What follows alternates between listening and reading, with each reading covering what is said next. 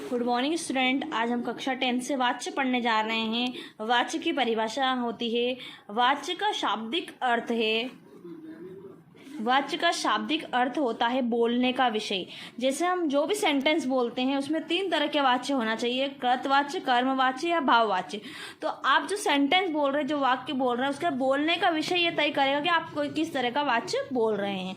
अतः क्रिया के जिस रूप से यह पता चले कि क्रिया का मुख्य विषय कर्ता है, कर्म है या भाव है, उसे वाच्य कहते हैं। जब हम सेंटेंस बोलते हैं तो 3 तरह के सेंटेंस बोलते हैं, या तो उसमें कर्ता की प्रधानता होगी, या कर्म की प्रधानता होगी, या भाव की प्रधानता होगी। तो इस आधार पर कितने तरह के वाच्य हुए? 3 तरह के। वाच्य के उदाहरण, जैसे हम 3 उदाहरण यहाँ लिख रहे हैं। पहला उदाहरण हमने लिख रहा है, श्याम बाजार जाता है। इसमें हमने कर्ता को महत्व दिया है, इसलिए कृतवाच्य वाक्य होगा। दूसरा हमने लिखा है, सीता गृह कार्य कर रही है। इसमें हमने सीता के कर्म को महत्व दिया, इसलिए कर्मवाच्य के अंतर्गत आएगा। और तीसरा हम लिख रहे हैं, रीना से चला नहीं जाता। इसमें हमने उसके भाव को प्रधानता दी है, तो यह कहलाएगा भाववाच्य। इस तरह हिंदी में 3 तरह के वाच्य का प्रयोग हम करते हैं। वाच्य के भेद, यहाँ हम 2 प्रमुख भेद लिख रहे हैं, और 2 के अंतर्गत जो दूसरा वाक्य उसके अंतर्गत 2 आएंगे। पहला है कृतवाच्य, दूसरा है अकृतवाच्य। अकृतवाच्य के अंतर्गत 2 भेद है, कर्मवाच्य और भाववाच्य। इस तरह हम केवल 3 पढ़ेंगे, कृतवाच्य, कर्मवाच्य और भाववाच्य। पहला स्टार्ट करते हैं, कृतवाच्य। जब वाक्य में कर्ता की प्रधानता हो, जैसा कि मैंने आपको बोला, यदि आप कोई सेंटेंस बोल रहे हो उसमें अगर आपने कर्ता को प्रधानता दी है तो वह कृतवाच्य कहलाएगा। जब वाक्य में कर्ता की प्रधानता हो उसे कृतवाच्य कहते हैं। इन वाक्यों में क्रिया के लिंग, वचन तथा पुरुष कर्ता के अनुसार होते हैं। जैसे सेंटेंस हमने लिखा, बालक सोता है, तो बालक एक वचन है और उसकी क्रिया भी क्या है? एक वचन। इसलिए हमने ये वाक्य लिखा है। इन वाक्यों में क्रिया के लिंग, वचन तथा पुरुष किसके अनुसार होंगे? कर्ता के अनुसार। यदि कर्ता एक वचन का है तो क्रिया भी एक वचन की होगी। बच्चे खेलते हैं, यदि कर्ता बहुवचन का है तो क्रिया भी बहुवचन की होगी। गीता खाती है, गीता स्त्रीलिंग है तो उसकी क्रिया भी स्त्रीलिंग होनी चाहिए। राजीव पुस्तक पढ़ता है, क्रिया पुल्लिंग है, कर्ता पुल्लिंग है तो क्रिया भी पुल्लिंग है। इस तरह ये सेंटेंस की ये लाइन हो गई। इन वाक्यों में क्रिया के लिंग, वचन तथा पुरुष भी कर्ता के अनुसार होते हैं। जो कर्ता होगा वही क्रिया होगी।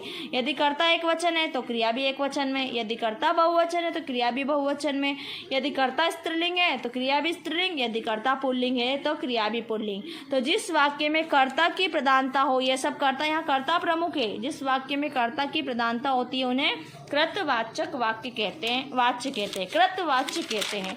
दूसरा हम पढ़ेंगे कर्मवाच्य। जैसा कि नाम से पता चल रहा है, यहाँ पे हम किसको महत्व देंगे? कर्म को महत्व देंगे।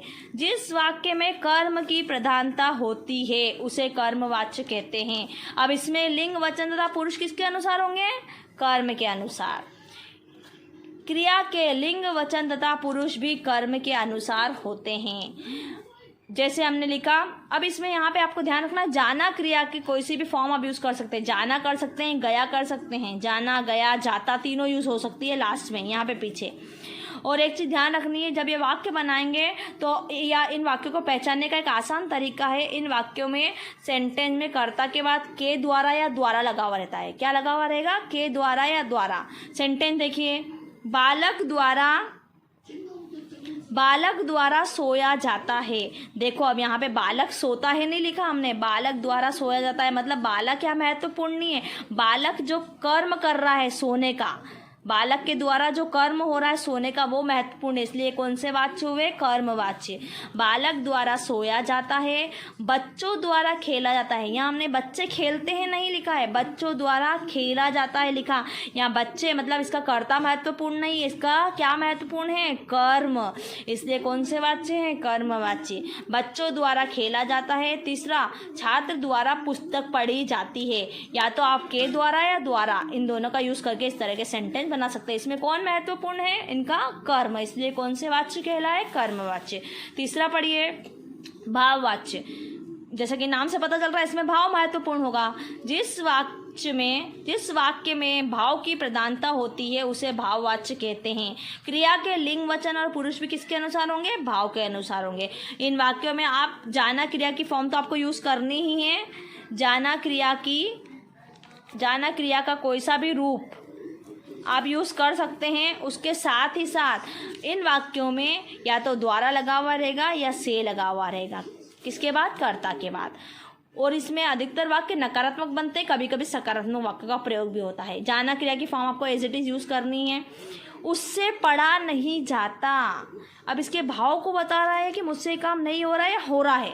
उससे पढ़ा नहीं जाता, सीता से खाया नहीं जाता, सोहन से चला नहीं जाता, मछली से पानी में तैरा जाता। ये सकारात्मक वाक्य, इस तरह के वाक्य। तो इसमें जाना क्रिया की फॉर्म तो यूज हुई है, साथ में द्वारा ये से का यूज होगा। इस तरह ये वाच्य बनेंगे भाववाच्य। 3 तरह के वाच्य हमने पढ़े हैं। कौन कौन से पढ़े हैं हमने? पहले हमने कृतवाच्य पढ़े, कर्ता की प्रधानता थी जिसमें। फिर हमने पढ़े हैं कर्मवाच्य, फिर हमने पढ़े हैं भाववाच्य। आप सब ये अपनी फेयर कॉपी में उतार लीजिएगा। धन्यवाद।